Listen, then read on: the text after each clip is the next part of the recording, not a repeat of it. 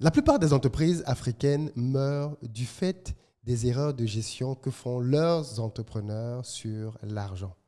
Beaucoup de personnes confondent la caisse de l'entreprise à leur propre poche et se retrouvent à acheter des choses pour leur usage personnel et ce faisant, mettent en difficulté leurs entreprises. Le podcast d'aujourd'hui va t'aider à éviter ce problème pour le reste de ta carrière.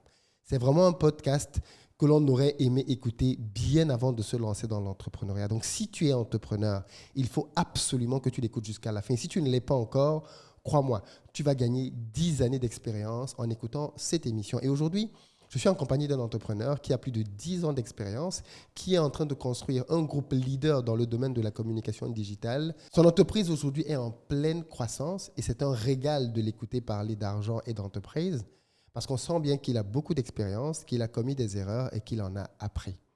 Si tu veux donc toi aussi comprendre les secrets de la gestion des finances au niveau de ton entreprise, crois-moi, aujourd'hui, tu sauras quelles erreurs tu ne dois jamais commettre. Mon invité du jour est très discret dans les médias et pourtant, il fait des choses avec beaucoup de consistance et qui mériteraient d'être davantage connues. Et je suis sûr qu'au sortir de ce podcast, tu auras appris énormément de choses qui, j'espère, vont te changer dans ta manière d'opérer en tant qu'entrepreneur ou simplement futur entrepreneur. Aujourd'hui, je reçois Kayi Lumumba et nous allons parler d'argent. Parce qu'avec l'argent, c'est juste une question de temps. Si tu es nouveau ici, dans la barre de description, je t'invite à aller prendre gratuitement le quiz que j'ai créé qui va te permettre de voir quel type d'erreur tu commets avec l'argent. Je te l'offre gratuitement. Et à la suite de ce quiz, si tu veux aller plus loin, mes équipes sont là pour t'aider. Je ne t'en dis pas plus, pose-toi parce que ce qui va suivre, c'est du très très lourd. Let's go!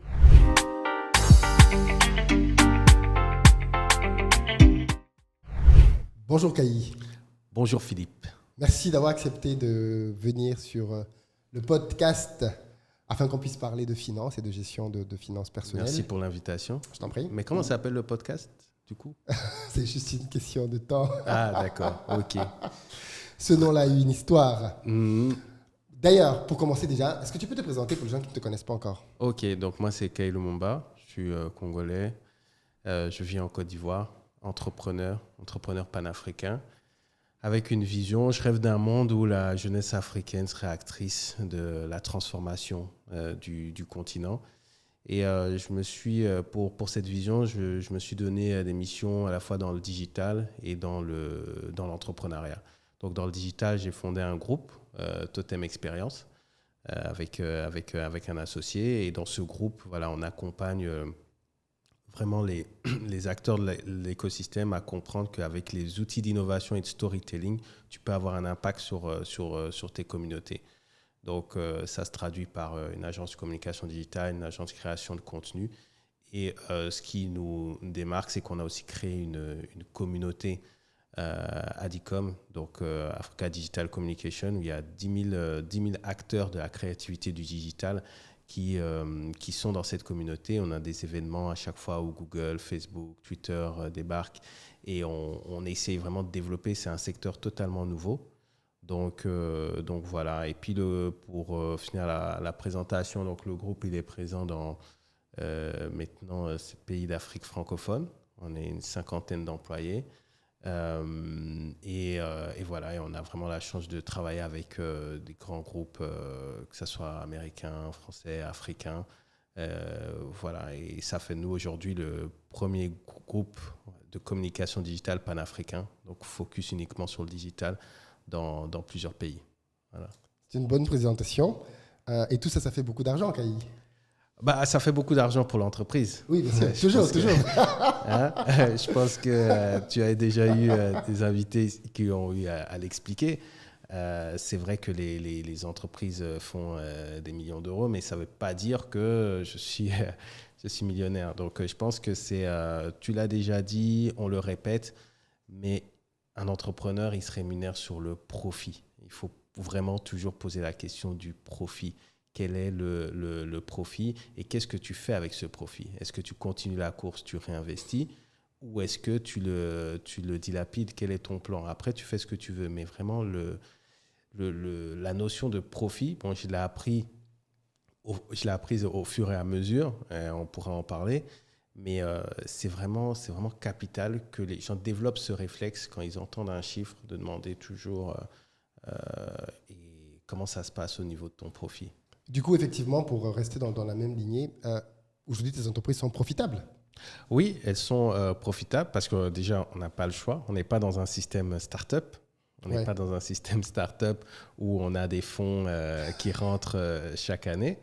Donc, on est dans ce système de développement de PME où on a besoin effectivement d'être profitable parce que les banques aussi ne te suivent pas. Enfin, elles te suivent de plus en plus quand tu grandis, mais elles ne te suivent pas non plus sur des gros découverts ou des gros montants. Donc, on a développé cela, mais pourquoi j'ai insisté là-dessus, c'est que c'est pas quelque chose, quand j'ai commencé à entreprendre, j'étais pas focus profit, forcément. Tu vois. Ok. C'est quelque chose que tu découvres parfois de la manière La plus difficile. la plus difficile. Tu as eu des expériences que tu peux nous partager? Oui, en fait, tu vois, typiquement, quand tu commences une entreprise, tu as ton idée, tu as ton marché, tu avances. Tout le monde te dit faut te cadrer d'un point de vue administratif et par souci d'économie, tu ne le fais pas tout de suite. Le problème avec ça, c'est que tu avances, tu as des succès, ce que tu crois être des succès, et à la fin de l'année, quand tu es obligé de faire tes comptes, tu regardes et tu ne comprends pas. Tu te dis, mais tout le travail que j'ai fait pour ce profit-là, et tu fais ça encore l'année d'après, tu refais la même erreur. Au bout de 3 ans, tu te dis, bon, va falloir faire quelque chose. Et puis, le déclic pour moi, ça a vraiment été, je pense, au bout de 3 ans, où on venait d'avoir un super contrat. C'était avec une belle campagne Coca-Cola pour la Coupe du Monde 2018. Une campagne vraiment idéale où on te dit fais ce que tu veux. Coca-Cola n'a pas besoin d'être connu, donc c'était juste pour surfer sur le buzz, la Coupe du Monde, etc. On a travaillé avec la Guinée, avec le Sénégal, tout. C'était génial. Sauf que ils ne payent pas tout de suite. Ils ne payent pas tout de suite. Ils font te payer, il n'y a pas de souci. Mais du coup, ça engendrait à ce moment-là, parce que c'était une combinaison de choses, ça a été la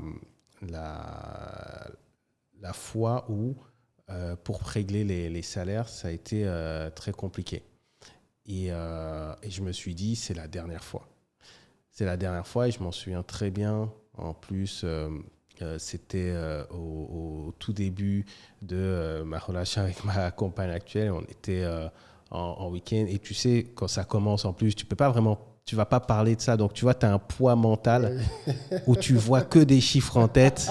Tu vois que des chiffres, mais comment tu vas faire et l'autre qui est censé te payer, tu jongles, tu t'en sors pas. Et ce que j'ai fait, on en revient toujours au même sujet, l'éducation. C'est vrai qu'il y a l'entourage, c'est vrai qu'il y a les livres, mais il y a la notion de mentor. Dès que je suis rentré à Abidjan, j'ai appelé un grand frère avec qui j'ai changé comme ça, mais j'avais pas mesuré à quel point en fait personne pourrait être utile. Je lui ai demandé si on pouvait se voir et je lui ai dit clairement que voilà, je pense que j'ai des qualités en créativité, en vente. Je sais vendre, il n'y a pas de souci, mais il y a un truc que je ne maîtrise pas, c'est vraiment la finance d'entreprise. Et j'ai la chance d'avoir dans mon entourage des personnes aussi qui ont fait ce type d'études-là, mais là, j'avais vraiment besoin de quelqu'un qui, en plus, lui, il a un profil où il a cofondé une banque, une énorme banque. Et du coup, rien que ce jour-là, hein, petit déjeuner, rue des Jardins là-bas, sur une nappe, m'a expliqué 2-3 principes. Il m'a donné le nom aussi d'un professeur qui parle enfin, c'est un professeur d'HEC, mais qui met ses cours en ligne. Ouais. Ça a tout changé. Ça a tout changé. Parce que là, tu comprends que chiffre d'affaires, charge variable, charge fixe, et ensuite bénéfice. Et encore, là, je n'ai pas encore parlé de l'intervention de l'État. Je crois que c'est Robert Kiyosaki qui dit que ta première étape, c'est de savoir comment faire de l'argent, mais la deuxième, c'est savoir comment protéger ton argent. Tout à fait. Et quand tu dis protéger ton argent, ça veut dire... parce que derrière ça, il faut toujours expliquer. Parce que si on s'arrête là, on va pas comprendre. Et protéger son argent, c'est aussi comprendre comment les impôts fonctionnent. Quand je dis ça, pour qu'on soit bien précis là-dessus, ça veut dire que tu dois savoir exactement quand tu dois de l'argent à l'État. Et parfois, les gens ne sont pas au courant. Donc, quand tu payes...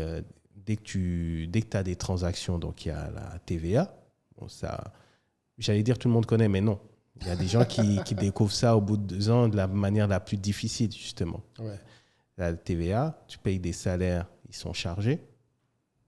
Ensuite, tu vas avoir ton bénéfice, mais il y a l'impôt aussi sur le bénéfice. Donc, tu vois, tout ça, tu l'apprends et après, de fil en aiguille, tu développes un peu une intelligence financière où tu te demandes si c'est pas mieux de créer des holdings. Bon, c'est peut-être un peu rentre un peu dans trop de techniques peut-être, je sais pas, à toi de me dire. Pas du tout. Mais après, tu te demandes effectivement comment bien gérer cela. Comment maîtriser de cela. Donc, en protection d'argent, il y a les impôts. Et puis après, il y a aussi la tentation pour un dirigeant de se verser un gros salaire. Erreur.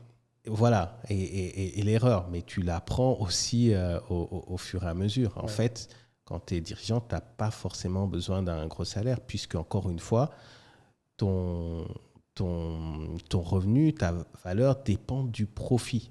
Donc, ça veut dire quoi? Ça veut dire que tu peux te verser un petit salaire, tu peux gérer une partie de ton lifestyle, puisque par défaut, un entrepreneur, une grande partie de son lifestyle est liée à son activité. Donc, il a tous les droits de payer ses voyages, ses dîners, ses déjeuners avec l'entreprise. Et pour les gens qui ne comprennent pas pourquoi c'est plus intéressant de payer avec son entreprise en note de frais plutôt qu'avec son salaire. Alors, je ne sais pas quelle serait la meilleure façon d'expliquer de manière super schématique, mais le salaire est... Enfin, sur un salaire, tu as des charges. En fait, c'est ça. Quand tu reçois un salaire, en réalité, il y a déjà énormément de charges qui ont été déduites. En fait, le problème, c'est que beaucoup de gens, quand ils voient un salaire, ils voient juste ce qu'on leur donne. Ils ne réalisent pas qu'une partie. En réalité, c'est pour ça qu'on voit le salaire brut et net. Les gens s'en foutent du brut. Mais en fait, le brut, c'est ton argent aussi, en réalité. C'est juste qu'entre le brut et le net, l'État a pris une partie. Et donc, derrière, finalement, beaucoup d'impôts sont passés dedans. Tu te retrouves avec une certaine base qui, elle-même, au-delà même de cet usage, moi, le principe simple qui m'a aidé avec ça, c'était de me dire, est-ce que ce que je veux faire là, c'est pour le bien de la boîte ou pas? Parce qu'en fait, ce que beaucoup d'entrepreneurs font aussi, c'est qu'ils payent des choses de la boîte avec leur argent personnel. Oui, alors ça aussi, c'est une erreur que tu fais au départ. Ça, tu le fais, et puis au bout d'un certain temps, même jusqu'aujourd'hui, ça m'arrive, c'est-à-dire de temps en temps, j'arrive dans un commerce, je passe la carte de la société, ça passe pas. Exactement. Je paye, ou alors, parfois j'estime que le montant n'est pas conséquent, je paye. Même si dans le cas inverse n'est pas possible, hein, c'est-à-dire tu ne vas pas aller prendre l'argent de la boîte pour dire non. Mais oui, il y a cette... je suis d'accord, et c'est bien que tu le précises, c'est que les entrepreneurs, je pense que les finances de l'entreprise sont le secteur que les entrepreneurs connaissent le moins. Exactement. Et moi, si franchement, il y a une formation à faire, parce qu'on en parle, on parle toujours, il faut se former, etc. Franchement, la finance d'entreprise, même en autodidacte, pour avoir les principes de base, de telle sorte quand tu parles avec ton cabinet ou avec ta personne chez toi qui est en charge des finances, tu peux avoir une discussion, tu sais poser des questions qui comptent, quoi. Oui. C'est juste ça. Et moi, je finis par me rendre compte justement du fait que j'étais très aveugle dans ma comptabilité, parce qu'en fait, au final, parce que tu as de l'argent qui rentre et tu dépenses. Mais en fait, la grosse erreur qu'on fait souvent, c'est de voir un compte en banque qui est chargé et de se dire ça va bien. Ouais. C'est-à-dire, je regarde le compte en banque, je me dis, ah ouais, il y a telle somme, donc c'est bien. Ben non, en fait. Non, parce qu'il suffit qu'on paye, je sais pas moi, l'URSSAF, on paye 2-3 trucs et en fait, bouffe. Provision. Et, Je dis toujours à ma responsable ici, comptable, il faut provisionner. Parce qu'en fait, ce que vous montrez, moi, elle me fait un point chaque lundi. Mais je lui dis, en fait, ce que vous me montrez, c'est pas la réalité. Puisque on déménage dans 2 semaines. Donc, j'ai besoin de voir. Donc, le solde là qu'on voit, c'est pas ça. Ça représente quoi? C'est ça. C'est totalement le truc. C'est-à-dire, moi, aujourd'hui, c'est ce que j'ai essayé de mettre, même si ça se perfectionne, c'est d'avoir un système dans lequel, à chaque fois que je regarde mes comptes, je sais ce qu'il en est réellement. C'est-à-dire, je peux répondre à des questions très simples. Quelle quantité de cet argent je peux investir? Quelle quantité de cet argent est prévisionnée déjà pour des impôts, pour des ceci ou pour des cela? Quelle quantité... parce qu'en plus, beaucoup de gens, malheureusement, attendent la fin. Moi, je faisais ça au début, c'est-à-dire, tu attends la fin de l'exercice pour charger l'entreprise, parce qu'en fait, tu te rends compte que, en fait, on va arriver à la clôture de l'exercice, quoique certains ne le savent même pas, mais il faut toujours faire un poids, il faut faire des points intermédiaires pour ne pas subir au dernier moment le fait que tu es dans un exercice dans lequel tu vas avoir beaucoup d'excédents, alors que le mois d'après, tu as prévu des dépenses. Exactement. Fais-les passer, en fait, le mois d'avant, parce que tu vas clôturer ton exercice. Donc, ce sont de petites choses, mais qui au final font une vraie différence. Et puis, comment tu veux sortir de l'argent de ta boîte? Est-ce que tu veux prendre des salaires? Est-ce que tu veux prendre des dividendes? Est-ce que tu veux prendre les deux? Et les dividendes, comment est-ce que tu les sors? Parce que tu peux aussi être, selon le pays où tu es, très taxé là-dessus. Très taxé sur les dividendes. Donc, c'est pour ça que des personnes vont... désolé, c'est un peu cliché, mais je vais encore citer du coup... je crois que c'est aussi Kiyosaki. Mais je pense... pas mal d'experts le disent de toute façon, c'est que même si tu n'as pas une fibre entrepreneur, la façon de mieux protéger tes sous va être quand même de toute façon de créer une entreprise. Bien sûr. Parce que quand tu récupères tes sous et que tu les transfères dans une entreprise, tant qu'ils sont dans une entreprise, ils sont moins taxés. C'est quand tu les récupères qu'ils sont taxés. Mais en fait, l'une des choses que j'ai compris, en fait je crois que j'ai compris à peu près 2 principes. Le premier, c'est plus tu redistribues, moins tu es taxé. C'est-à-dire même à titre personnel. C'est-à-dire que quand tu récupères ton salaire, plus tu vas le consommer pour toi-même, et plus tu vas être taxé dessus, et plus tu vas le distribuer genre à des associations, à ta famille, moins tu vas être taxé dessus. Là, je parle de taxation en France, bien sûr, parce que je ne sais pas si c'est la même chose en Côte d'Ivoire, mais en tout cas, plus tu distribues ton salaire, et moins tu es taxé. Et plus tu le gardes pour toi-même, plus tu es taxé. Et puis surtout en entreprise, une leçon que j'ai apprise, c'est tout ce que tu peux faire avec une entreprise ne le fais pas à titre personnel. Tout. Exactement. Tout ce que tu peux faire. Au final, je me suis dit, mais là où tu habites, ça peut être pris par une entreprise. La voiture que tu conduis peut être prise par une entreprise. La bouffe que tu manges peut être prise par une entreprise. Même dans certains cadres, même les vêtements que tu portes peuvent être pris par certaines entreprises. Mais d'ailleurs, en Afrique, tout le monde... parle souvent des expats ou des institutionnels parce qu'ils disent regarde, il a de la chance, sa boîte lui paye la maison, lui paye la maison de l'école des enfants, etc. Mais en fait, ce que vous devez savoir, c'est que ça les arrange. Ça arrange l'entreprise de faire ça. Parce qu'il vaut mieux payer ça que de lui donner son salaire. Oui, puisque du coup, ça fait plus d'impôts. Voilà. Et c'est bien que tu précises ça, parce qu'effectivement, les gens se disent toujours, oui, mais les expats, ils ont des avantages. Oui, mais en fait, ça arrange vraiment l'entreprise. Mais c'est ça le problème, c'est tu sais, on entend tellement de choses quand on grandit qu'on commence à se dire c'est comme ça. Ah, ils sont tous pourris. Ah, ils ont de la chance. Ah, ils ont tel héritage. Ah, il faut sortir de ça. Il faut sortir ça de sa tête et se faire sa propre éducation. Ouais. Livre, entourage, mentor. Clairement. Mais écoute, c'est une introduction très technique, mais c'est très bien parce qu'en fait, effectivement, on a pu parler de finances d'entreprise et ce n'est pas tout le temps qu'on a l'occasion d'aborder toutes ces thématiques-là. Toi, aujourd'hui, tu as commencé à donner un peu une tendance dans ta réponse. Kayi, est-ce que tu te considères comme étant riche? Non. Tu as des entreprises qui font plusieurs millions d'euros et tu ne te considères pas comme riche? Non, pas du tout, parce qu'en fait, riche, c'est quoi finalement? Dis-moi, c'est quoi ta définition? Moi, personnellement, la définition, elle va jusqu'à la liberté financière. C'est-à-dire où tu as plus besoin de faire d'efforts. Tu vois, on parlait des étapes. Tu as l'étape où tu sais faire de l'argent. Il y a l'étape, tu sais comment le protéger, puis tu sais comment après fructifier. Tu vois? Moi, je n'estime pas encore être à un niveau où mon argent travaille pour moi. Tu sais, c'est vraiment le truc, le cliché. Tu commences ta carrière en vendant ton temps et en ayant de l'argent. Ensuite, tu utilises ton argent pour avoir du temps. Après, tu développes du coup un leverage, tu as du pouvoir. Et puis, tu développes encore une étape encore au-dessus où tu as ton argent qui te génère encore plus d'argent, quoi. Et cette étape-là, non, j'y suis pas. Tu n'y es pas dans le sens où tu n'as pas encore terminé de créer tes leverages ou tu es en train de commencer à le faire et tu estimes que tu n'en as pas encore les retombées? Alors, je pense qu'au bout de 10 ans d'entrepreneuriat, non, je veux dire que voilà, je n'ai pas encore terminé de créer les leverages. Tu vois.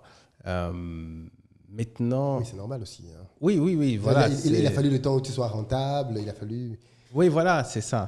Après, tu sais, dans le type d'entreprise que j'ai, et je pense que c'est pareil pour pas mal d'entrepreneurs, tu vis aussi avec un dilemme. C'est-à-dire que tu vas avoir une partie de ton entourage qui va dire ce serait bien que tu diversifies un peu, que tu investisses dans ça, un peu de taxi, un peu d'IMO, etc. Et puis tu vas avoir une autre partie qui va te dire mais écoute, non, tu dois tout miser sur ton entreprise. Tu as mis 10 ans, assure-toi que ça fonctionne bien parce que tu développes la valorisation de cette structure-là. Et au moment où tu vas avoir un gros investisseur qu'il faudra rejoindre ou qui voudra racheter, etc., c'est là que ta valeur va être forte. Donc, est-ce que tu dois être ultra focus sur ton truc ou est-ce que tu dois commencer à te diversifier, c'est deux philosophies. Crypto, etc., etc. Et puis, tu te poses des questions. Tu vois, moi, pour te faire une confidence, il ne se passe pas une année sans qu'on ne propose pas de racheter l'entreprise, par exemple. Tu vois. Donc, ça voudrait dire que à ce moment-là, tu pourrais avoir des sous sur le compte, mais c'est toujours après ta vision. Pourquoi est-ce que tu fais ça? Justement, c'est intéressant. Pourquoi tu n'as pas encore vendu? L'offre n'est pas assez intéressante? En général, d'ailleurs. Parce que soit tu exclus cette possibilité, et à ce moment-là, la question n'est plus de valoriser au max, c'est plutôt de diversifier, parce que du coup, la réponse, tu l'as.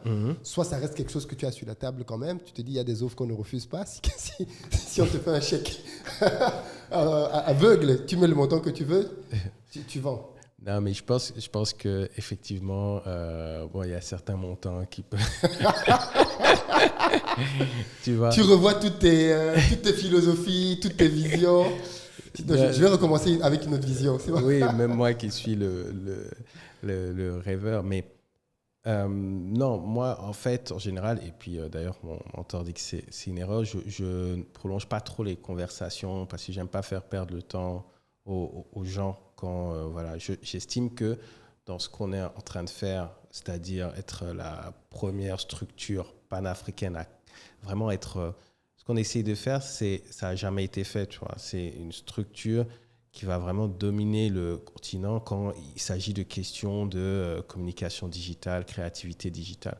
Et je pense qu'on est très loin du full potential, en fait. Tu vois. Donc, c'est aller jusque-là. Après, on verra, parce que pendant le chemin, tu peux effectivement rejoindre une plus grosse équipe ou quoi. Il faut pas se fermer. Il faut discuter, il faut comprendre aussi pourquoi ces gens viennent vers toi. Donc, normalement, je conseillerais plutôt aux gens d'aller plus loin dans les conversations pour en savoir plus. Après, moi, j'ai un profil aussi où, comme je te le disais quand on en parlait avant l'interview, c'est que je suis pas... je fais partie des gens, et ça, c'est peut-être pas à la mode de dire ça, mais je ne suis pas obsédé par l'argent, mais en même temps, ça ne m'empêche pas d'en faire. Tu vois. C'est-à-dire que je pense que tu peux faire de l'argent sans être obsédé par l'argent. Tu vois. Il y a pas mal de choses sur lesquelles j'ai des convictions fortes, mais de manière générale, sur pas mal de choses, j'essaie d'être nuancé. Tu vois. J'aime les vêtements, mais je ne suis pas un sapeur. J'aime la fête, mais je ne suis pas un fêtard. Tu vois.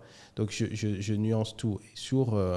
Et sur l'argent, moi, ce qui m'intéresse, c'est vraiment le fait que ce que ça apporte. Je sais que ça peut apporter un véritable impact quand tu as un certain niveau, et c'est ce qui me drive.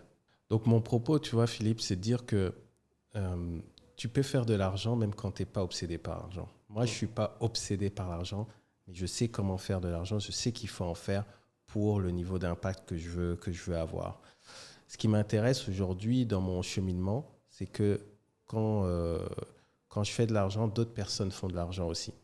C'est-à-dire qu'on est, nous, en plus, en train de développer un secteur qui est totalement nouveau. Donc, c'est important. En fait, je me mets cette responsabilité, si tu veux, que tous les secteurs gagnent en même temps.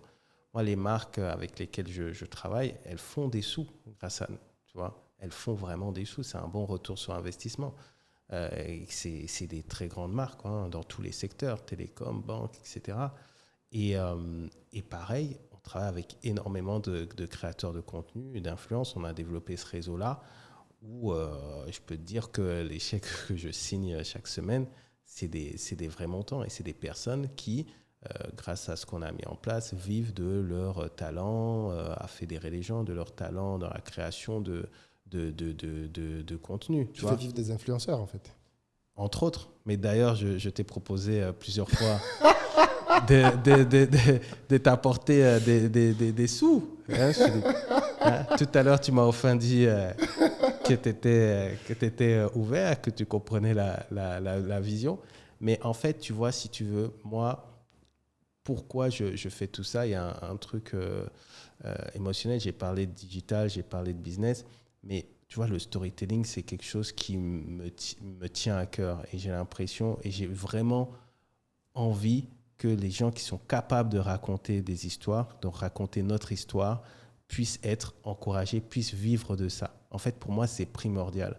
C'est vraiment ça l'impact. Il ne faut pas que l'histoire de l'Afrique soit racontée à gauche et à droite. Donc, pour moi, c'est vraiment, vraiment important, tu vois, que j'arrive à générer en fait ces revenus pour tout cet écosystème. Et vraiment, il y a très peu de personnes dans notre écosystème qui n'ont pas bénéficié directement, donc monétairement ou indirectement, avec des contenus, des formations et des événements de notre travail. Du coup, tu as dit quand même quelque chose que je voudrais clarifier. Tu as dit « je ne suis pas obsédé par l'argent ». Tu l'as dit à plusieurs reprises. Ça voudrait dire quoi être obsédé par l'argent pour toi? Quelqu'un qui fait quoi? Parce qu'en fait, bonne question. Je pense que c'est un mot que l'on utilise comme ça parfois. Ouais. Alors que si on... Mais c'est pas négatif, hein. Je suis pas en train de dire si, que... quand même. Qui aimerait dire « moi, je suis obsédé par l'argent ». C'est dur de dire ça. Non, mais parce que par rapport à comment tu as grandi, par rapport à... Tu vois, tu peux avoir été dans des circonstances qui font que tu te dises non, mais moi, j'en ai rien à faire, il faut que je fasse de l'argent, tu vois. Moi, j'ai pas grandi dans un environnement forcément riche, etc. Parce que bon, mon histoire familiale fait que mes parents étaient en asile politique, on n'était même pas dans notre pays, etc., etc. Mais tu vois, il y a un truc. Je précise pour ceux qui n'auront pas fait le lien que tu es le petit-fils du célébrissime Patrice Emery Lumumba. Exactement. Et du coup, ce que je disais, parce que ta parenthèse m'a... c'est ta parenthèse. Oui, donc tu expliquais effectivement que dans ton voilà. enfance... Oui, en fait, dans un environnement, tu vois, quand j'essaie d'analyser justement mon rapport aux choses, c'est que on n'est pas... j'ai jamais été matérialiste, tu vois. Les objets ne m'intéressent pas. Et j'ai remarqué que, tu vois, que ma mère...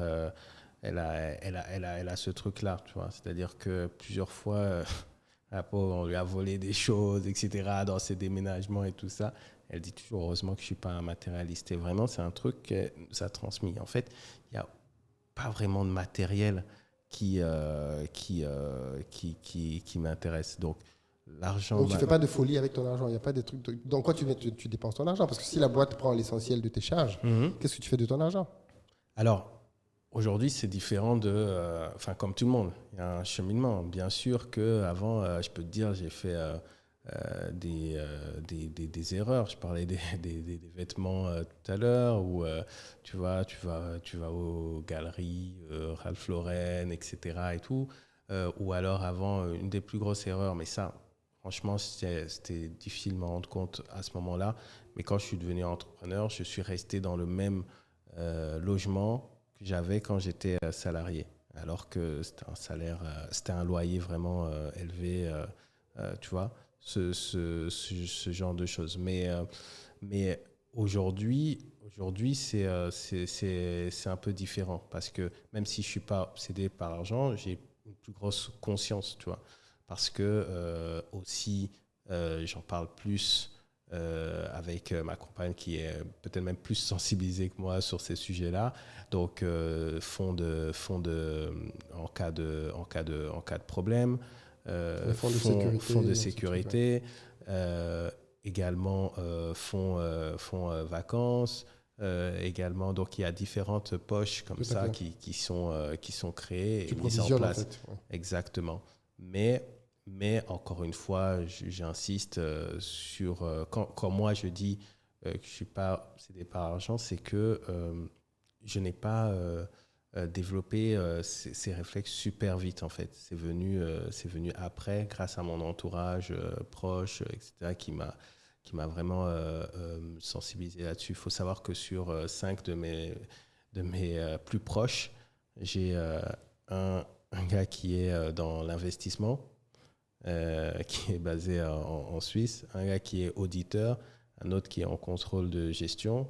Et tu vois, et donc, quand tu rajoutes à ça tous les contenus que je lis, etc., tu développes une certaine conscience. Donc, je ne dépense pas dans des trucs dingues, mais justement, c'est lié au fait que, d'un point de vue lifestyle, je peux facilement me passer de choses qui coûtent cher. D'accord, ok, très bien. Tu as commencé à le dire au début.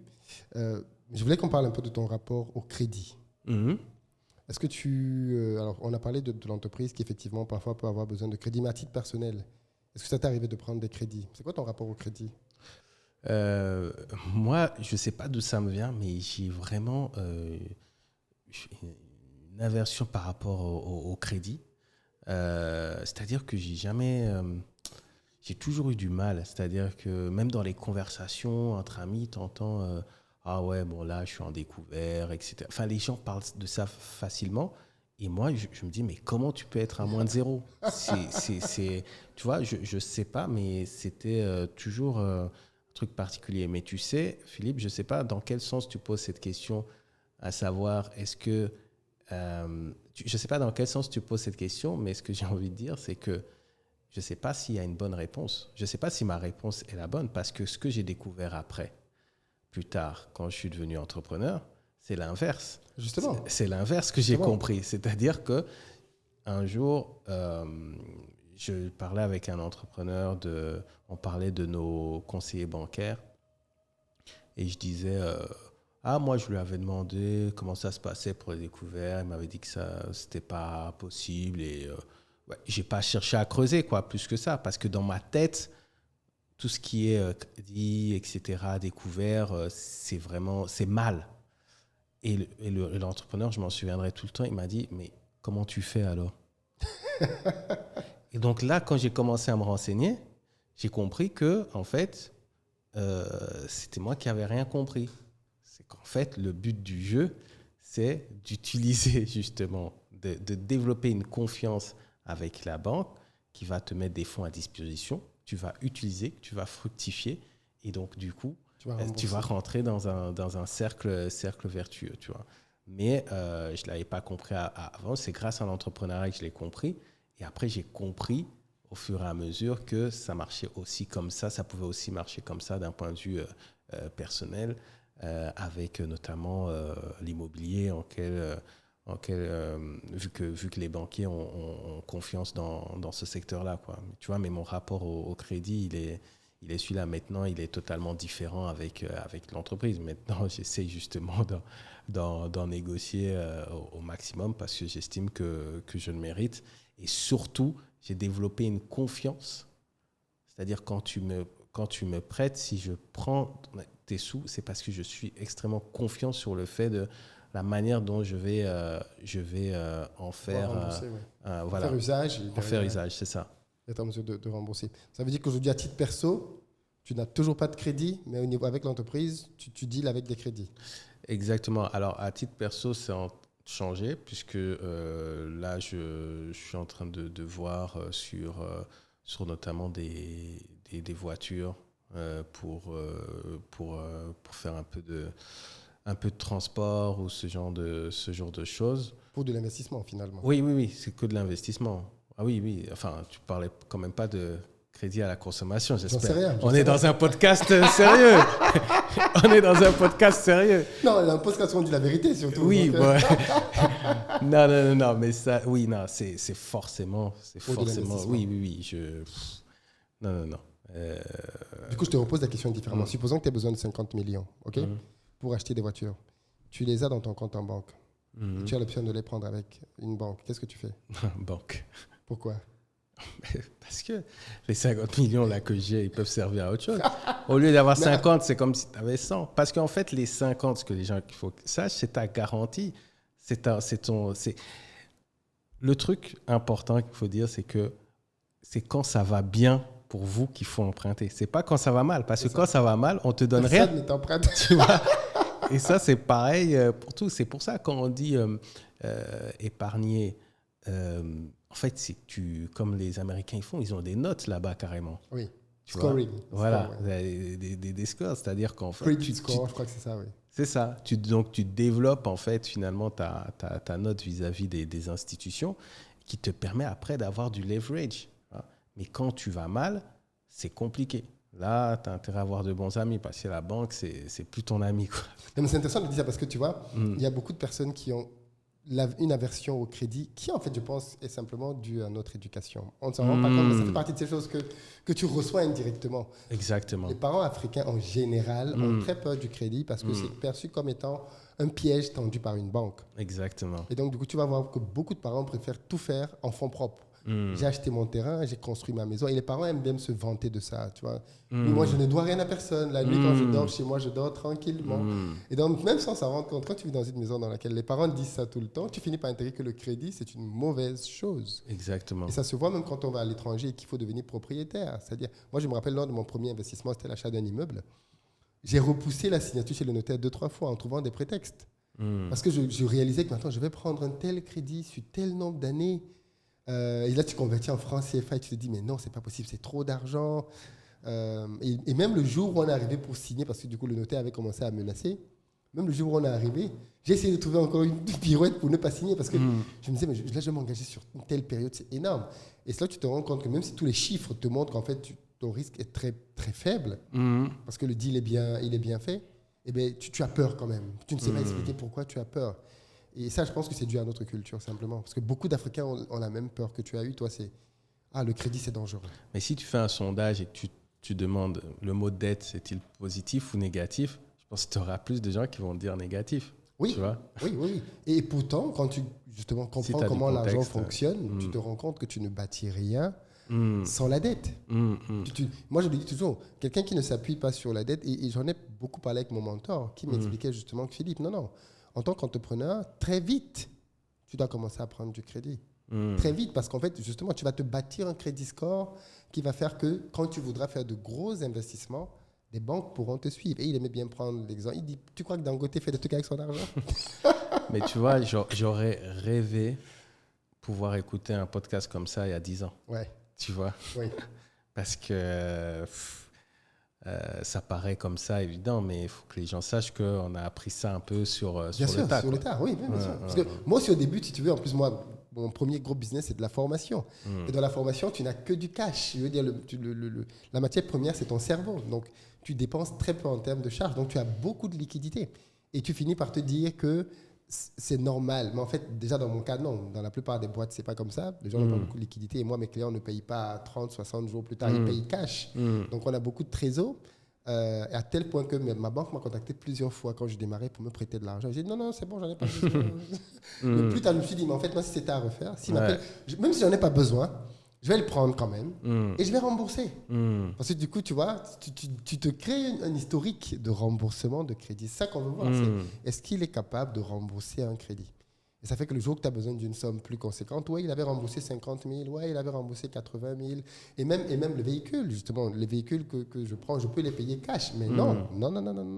On les prend avec la banque, on les prend à crédit déjà pour la comptabilité. C'est génial de pouvoir le prendre. Ça passe comme une charge. Mais surtout pour la banque, ça lui montre que sur 3-5 ans, tu peux tenir un remboursement mensuel d'une somme non négligeable en étant pile poil toujours à l'heure. Et ça t'ouvre d'autres possibilités. C'est pour ça que c'est important d'avoir une entreprise aussi.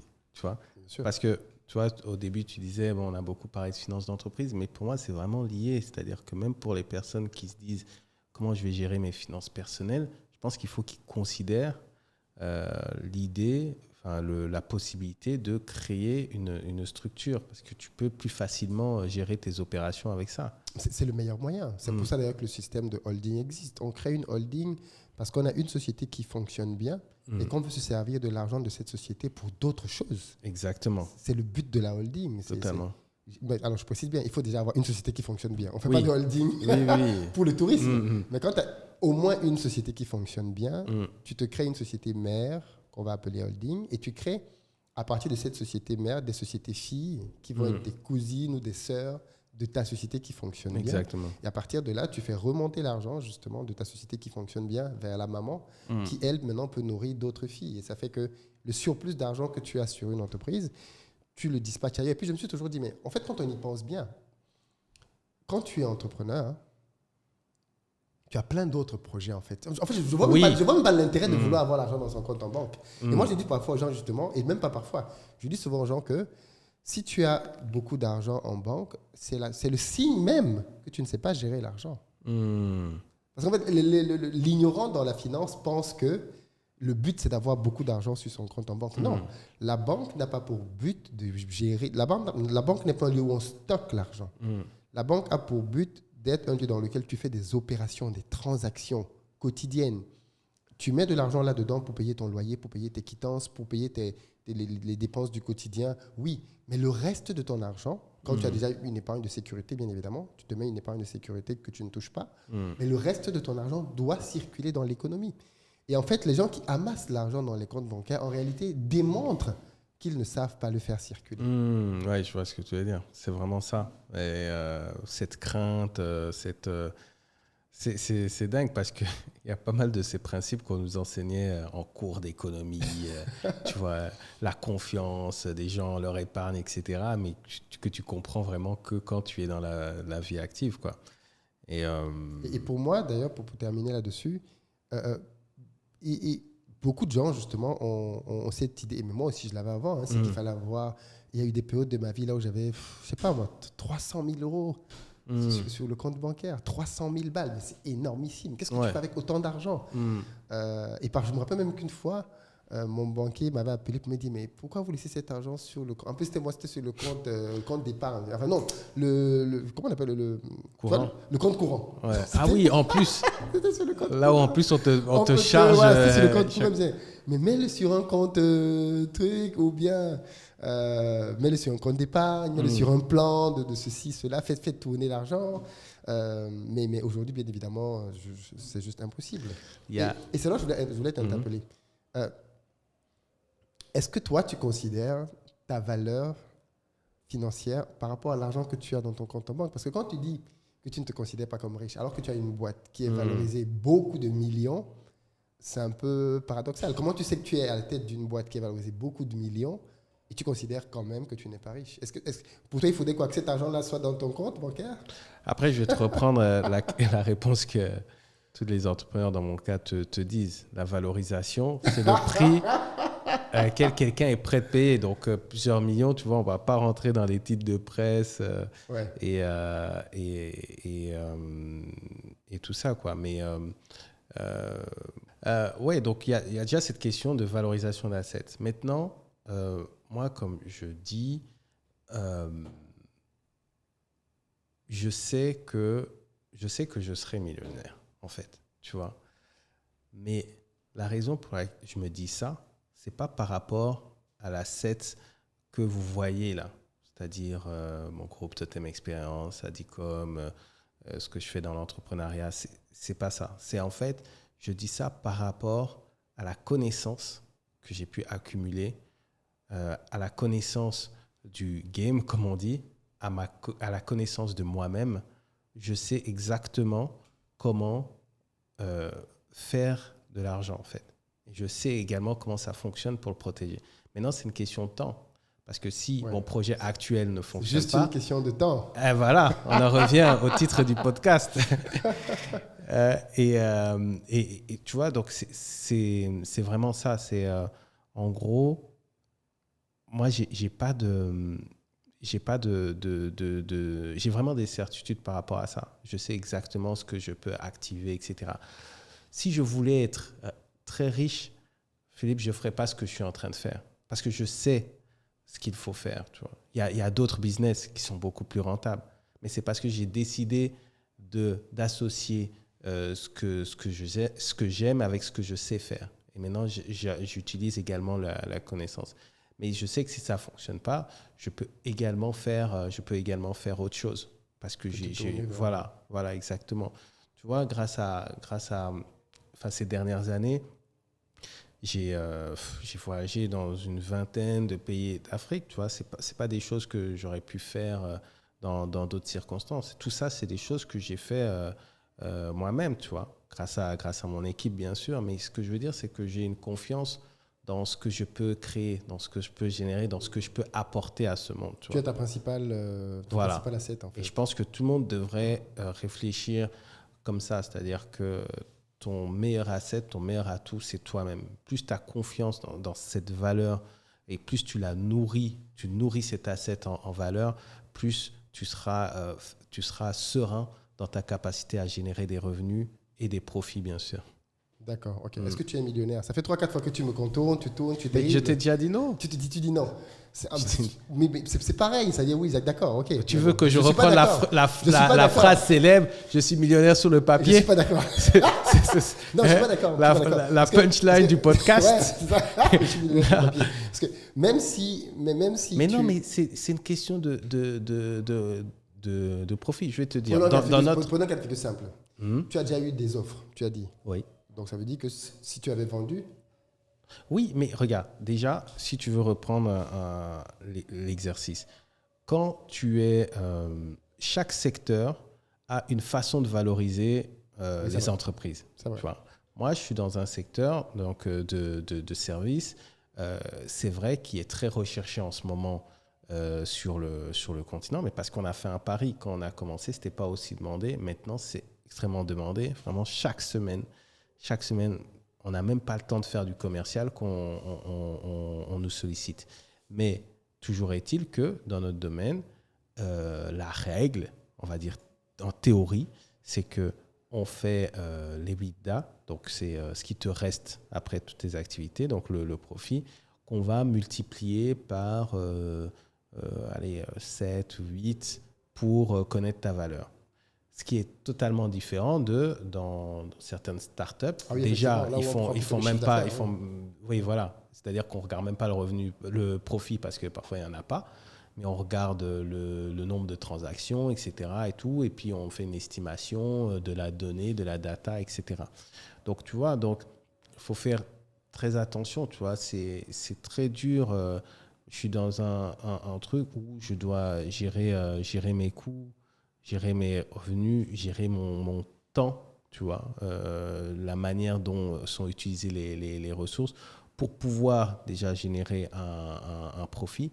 Et ensuite, ce profit-là, tu multiplies, j'ai envie de dire, que par 7 ou 8. Bien sûr, le jour où je ferai 1 million de profit, là, je peux te dire, multiplié par 7, 8. Mais encore une fois, c'est la loi de l'offre et la demande, parce qu'effectivement, comme c'est un service très recherché, même par des grands groupes qui veulent faire de la croissance externe et qui ont besoin de ça dans leur groupe, d'une entreprise comme la nôtre, peut-être ils sont prêts à surpayer. Mais comme je te l'ai dit, j'ai fait l'erreur peut-être de ne pas aller jusqu'au bout pour essayer de voir justement en ce moment ce que ça vaut. Bon, je vais faire l'exercice maintenant dans les prochaines semaines avec mon mentor, juste pour avoir une idée. Mais voilà, comme je dis, tu vois, l'entrepreneuriat, c'est ça. Tu es sur une route, tu es sur ta moto, tu fonces. Parfois, il y a des gens qui rentrent, qui montent avec toi, parfois qui sortent, mais parfois, tu n'as pas le temps de t'arrêter en fait pour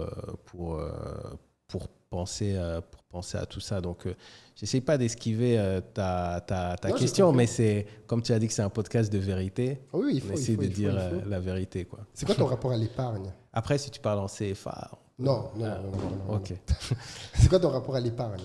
Est-ce que tu considères que tu épargnes bien? Alors, l'épargne, pour le coup, c'est vraiment quelque chose sur lequel ma compagne m'a sensibilisé, justement en suivant un peu plus tous les trucs d'éducation financière, etc.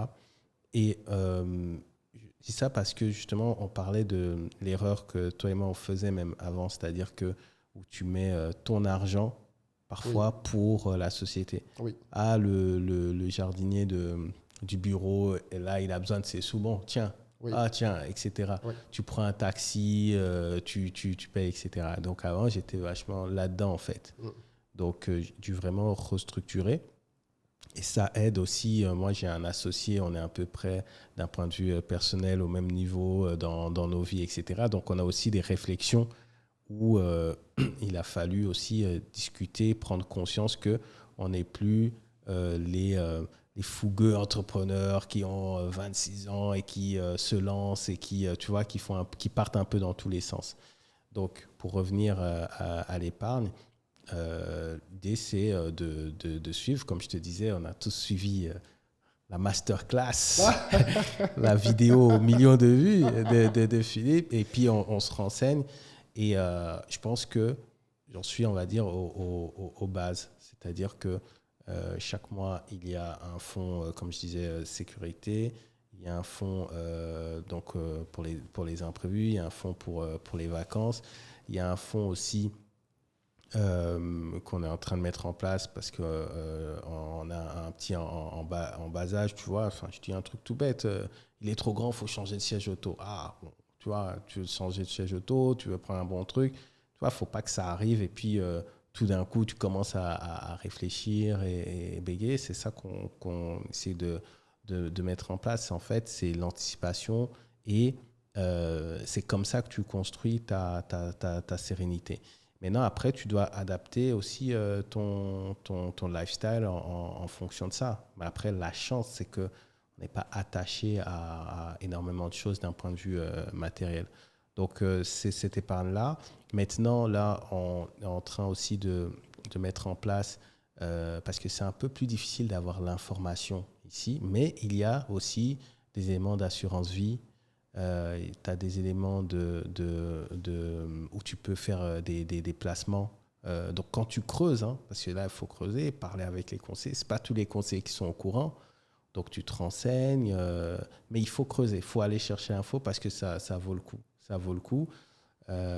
Donc, on fait donc mettre sur des comptes comme ça pour laisser grandir les revenus. Donc, j'ai envie de dire que je ne sais pas si c'est... j'ai pas de statistiques, ça, parce que j'allais dire c'est un peu une stratégie classique. Je ne sais pas s'il y a des statistiques là-dessus. C'est pas classique. Très peu de gens ont fait ce que vous avez fait qui est très bien, c'est compartimenter l'épargne. Ouais, La voilà. plupart du temps, les gens ont une épargne vrac. C'est-à-dire, pour ceux qui ont Ah une épargne, oui, c'est vrai. C'est ce l'argent que je faisais avant. J'ai eu la chance de, comme je te disais, un de mes meilleurs amis, il est en finance, mais il a toujours été là-dessus. On était en coloc.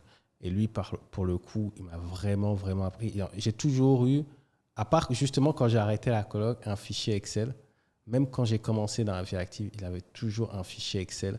Il sait exactement que pour les courses, ça va être ça, pour ça, ça va être ça. Et c'est la période de ma vie où j'ai été le plus smart, justement.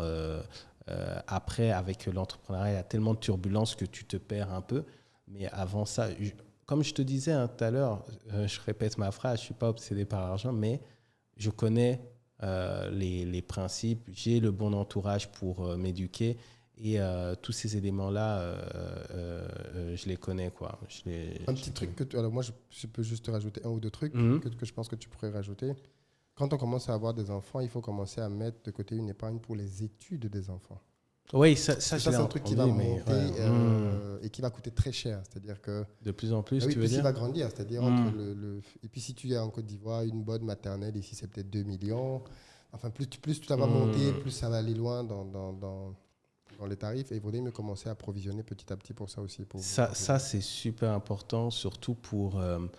j'avais fait un live justement où on parlait de la vie chère en Afrique et il y avait pas mal de gens de la diaspora qui regardaient justement par rapport à puisqu'ils planifient de retourner, etc.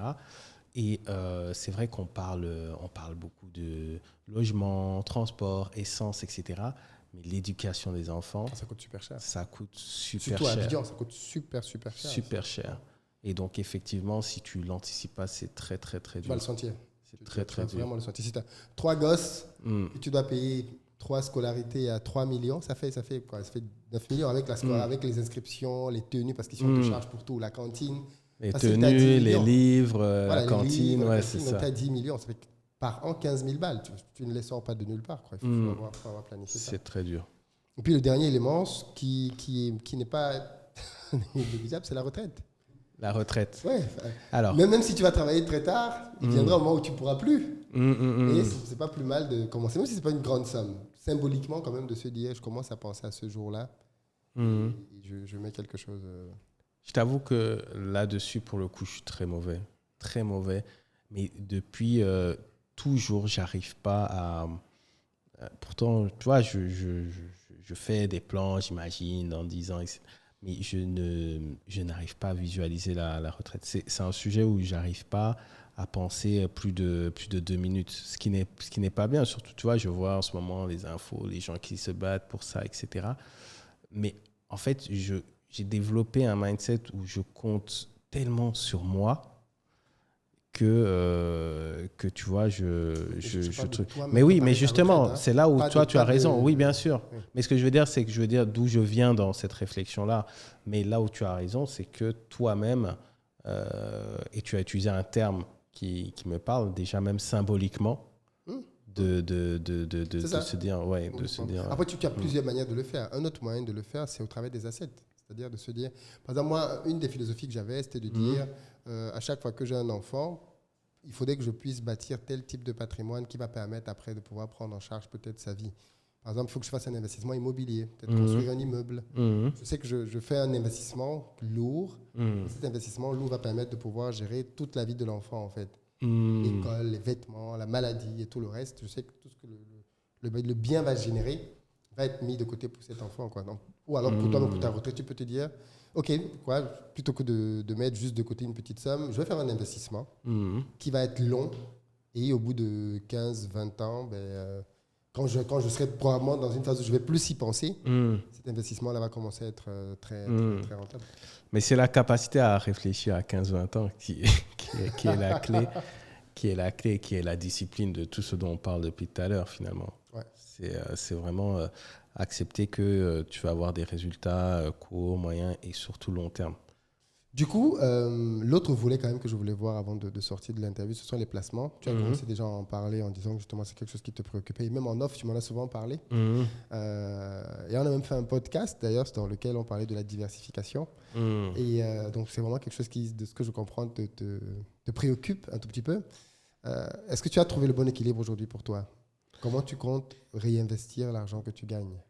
Oui, déjà, je pense qu'il y a 2 choses. Tu peux réinvestir dans une activité, comme tu dis, on a souvent beaucoup d'idées quand on est entrepreneur. Mais en même temps, j'ai décidé d'être réaliste et d'aller par séquence. Je ne peux pas faire toutes mes idées maintenant.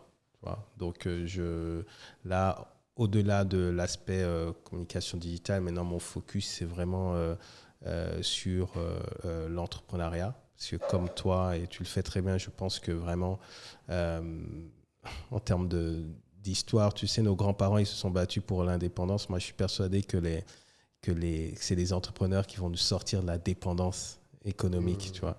C'est que, en fait, nos grands-parents, ils avaient ces outils, ils connaissaient que l'outil politique. Nous, maintenant, on connaît l'outil entrepreneurial économique. Et je pense que avec la chaîne que tu nous aides beaucoup à pousser, d'ailleurs, Entrepreneur State of Africa, si je veux vraiment pousser ce projet-là au max.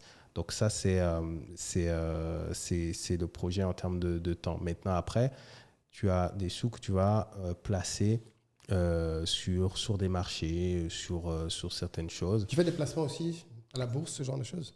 Ouais, alors, bourse, on est en train de se renseigner parce qu'encore une fois, c'est pas forcément évident parce que même quand tu vas voir conseiller bancaire, parfois, il ne sait pas te renseigner. Donc, c'est pas évident. Là, on a trouvé, notamment grâce à Edith Brou, qui est à fond sur ces sujets-là, des sociétés en fait qui peuvent t'aider. Donc, c'est juste pour développer une connaissance. Je ne suis pas forcément fan de ça. Ce n'est pas quelque chose que je suis de près. Mais moi, en fait, je veux développer ma curiosité au maximum sur tous les sujets financiers. Et pour développer ta curiosité, il faut que tu mettes des sous. Oui. Parce que là, tu vas t'y intéresser. Donc, j'ai mis dans crypto. Là, on va voir aussi au niveau des actions. Avant d'entreprendre, figure-toi, on parlait des erreurs. J'avais, avec mon ami qui est financier, qui m'avait invité à investir avec lui au Nigeria sur des actions Dangote. Mais quand j'ai lancé l'entreprise, j'ai dit, gars, j'ai besoin de sous là. Il faut retrouver pour sortir mes sous. Dangote est sympa, mais renvoie-moi mon argent. Voilà. Donc, tu vois, tu te dis, mais maintenant, tu te dis, mais 10 ans plus tard, quand même, ça aurait été, tu vois. La valeur a beaucoup augmenté. Oui, voilà. Donc, on avait mis sur le ciment, Dangote Cement, et aussi des bons du trésor du Nigeria, tu vois. Et c'était pareil. Moi, j'ai toujours cette idée de tester, tu vois. Même si je n'ai pas des grosses sommes à mettre, je teste. Ouais. Voilà, comme ça, après, je sais de quoi on parle. Et au moment où j'aurai plus de revenus, je saurai comment affiner aussi mes différents placements, quoi. Donc, je pense que le placement, ce n'est pas toujours ce qui te rapporte, mais c'est ce que tu apprends. Tu vois? Intéressant. Ça, tu as parlé des voitures tout à l'heure. Tu veux investir dans le transport. Qu'est-ce que tu veux faire?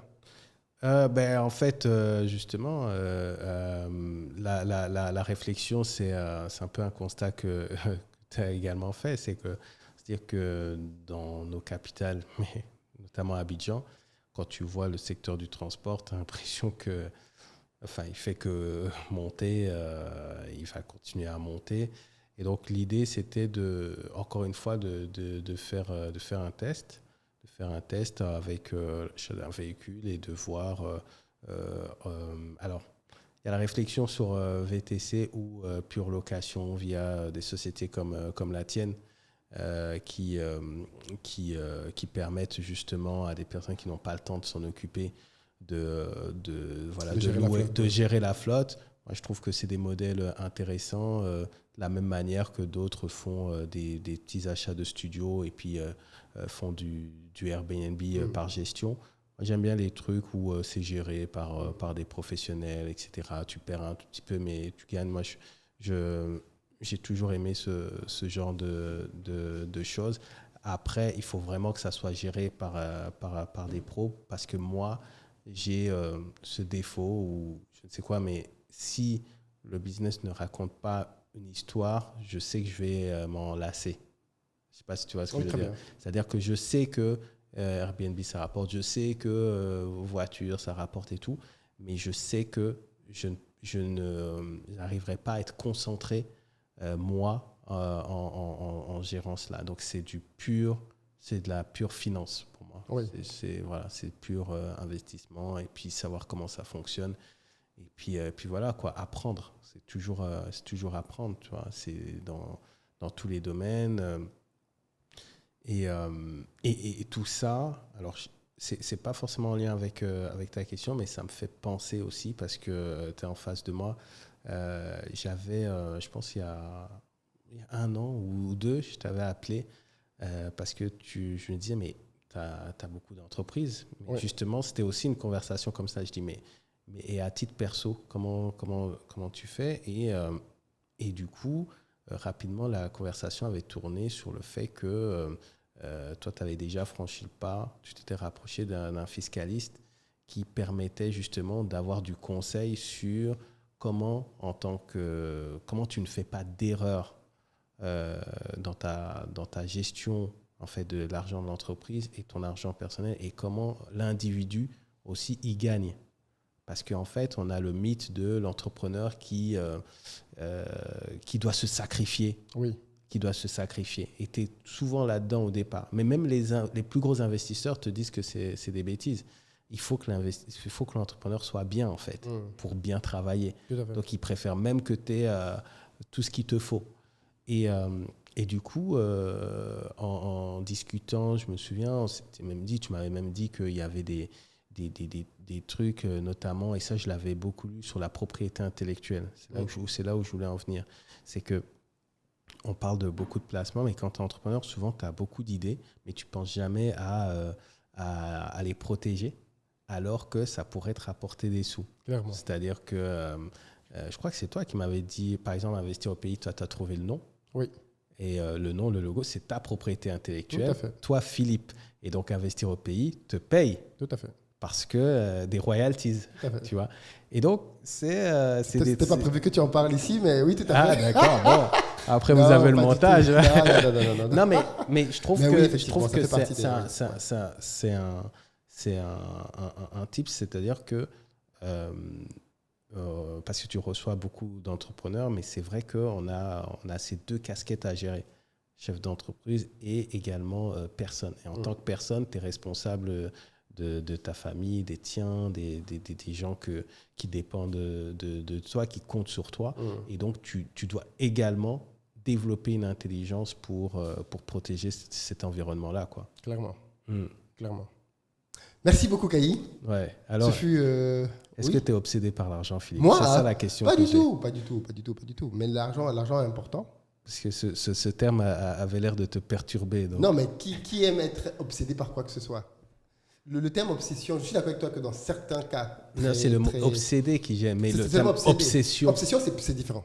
Obsédé, oui, je suis d'accord. Obsession, oui. Oui, alors, oui, j'en fais pas une obsession, alors. C'est ça que tu voulais dire. Oui. Mais en fait, l'idée, je voulais que tu apportes de la clarification parce que l'argent, c'est important. Bien sûr. Et je le dis d'autant plus qu'il y a des gens qui, parce qu'ils n'ont pas considéré l'argent comme étant quelque chose d'important, se sont retrouvés par la suite dans de graves problèmes. C'est-à-dire que quand ils l'ont eu, ils l'ont vilipendé. En fait, c'est souvent ça, c'est... Oui. Oh, c'est pas important. Voilà, la vie, c'est pas que l'argent, ce genre de raisonnement, oui. Mais le jour où tu en as vraiment besoin, tu te rends compte que si tu ne l'as pas, ta vie peut tout de suite basculer. Oui, j'en fais pas une obsession, mais je l'étudie. Oui. Je l'étudie parce que je sais ce que ça apporte. Tu vois. Non, ça, je suis totalement d'accord avec toi. Ouais. Donc, au final, donc on est d'accord. C'est pas une question d'obséder, mais non, l'argent, c'est important. Et encore plus quand on est entrepreneur. On est dans un game dans lequel l'argent joue un rôle très, très important. Très important. Il ne faut pas le cacher. Ça te donne davantage d'opportunités, des possibilités de croissance. Enfin, ça te donne plein de plus tu en as, plus ça vient. Clairement. Et vous aimez l'avoir chez moi que chez l'autre. Il y en a pour tout le monde. Oui, non, mais je le dis dans quel sens? Je le dis dans le sens où je sais que quand il est entre mes mains, il me permet d'exécuter une vision que j'ai. Tu vois? Et ça évite que je me plaigne de ce que d'autres personnes ne font pas. Oui, totalement. Oui, mais pourquoi ils font pas ci, pourquoi ils font pas ça? En fait, donne-toi les moyens de le faire toi-même. Exactement. Et pour ça, j'ai besoin d'argent. Exactement. C'est pour ça que le pouvoir que ça peut t'apporter et l'épanouissement que ça peut t'apporter, il ne faut pas le négliger, non, c'est sûr. On est d'accord. On est d'accord. Merci beaucoup. C'est moi qui te remercie, au contraire. Conversation très intéressante. D'avoir accepté de partager avec moi autour de l'argent. Et puis surtout, tu vois, ce que j'aime avec cet épisode, c'est qu'il est très différent finalement des précédents, parce qu'il est moins, dans le côté personnel, il y avait moins de choses à creuser. Par contre, dans le côté connaissance, je pense que les gens vont ressortir d'ici avec j'espère. De connaissances. Maintenant, on va voir si les gens préfèrent les Kwakwato, les Congosa. Ah bon? Mais qui a fait les Congosa? On verra les autres podcasts. Parce qu'on va faire beaucoup de podcasts et on va voir ce qui... Moi, je suis très content de cet échange parce qu'on a parlé de ce dont on ne parle quasiment jamais. C'est vrai. Et je crois que c'est la 3e fois que j'ai la chance de passer sur ton média. Et pourtant, on n'a jamais parlé de ça. Non, jamais. Pourtant, on a ni avec toi, ni avec d'autres d'ailleurs. Mais c'est des conversations. Je pense que c'est comme ça que cette idée t'est venue. Oui. C'est des conversations off que tu avais qu'il fallait ramener. Donc, super.